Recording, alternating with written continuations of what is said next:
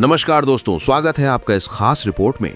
प्रधानमंत्री नरेंद्र मोदी ने देश को संबोधित करते हुए मन की बात के 125वें एपिसोड में कई अहम मुद्दों पर अपनी बात रखी।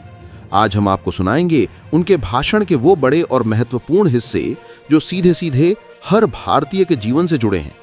तो चलिए दोस्तों, वीडियो को शुरू करते हैं।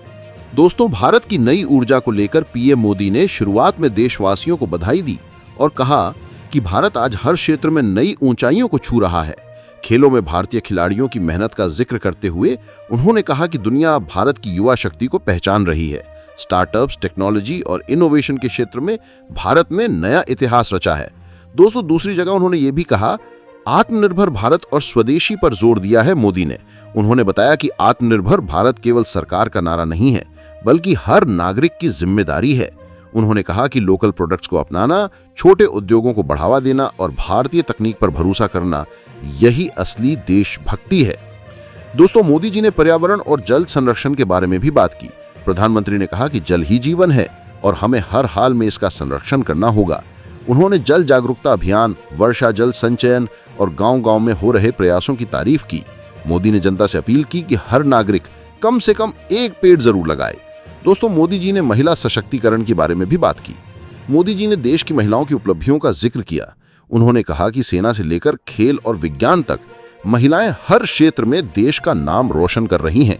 मोदी ने नारी शक्ति को नए भारत की ऊर्जा बताया।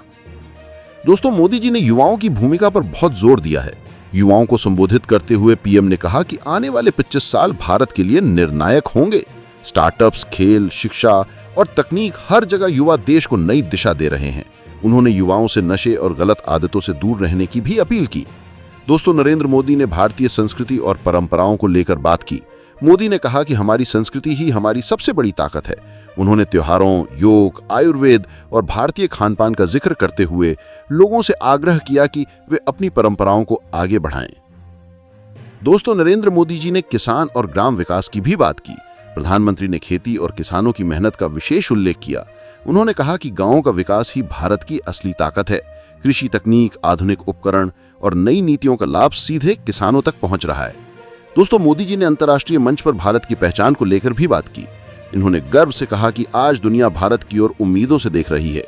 G20 और अंतर्राष्ट्रीय सहयोग का जिक्र करते हुए उन्होंने कहा कि भारत विश्व में शांति और विकास का अग्रदूत बन रहा है।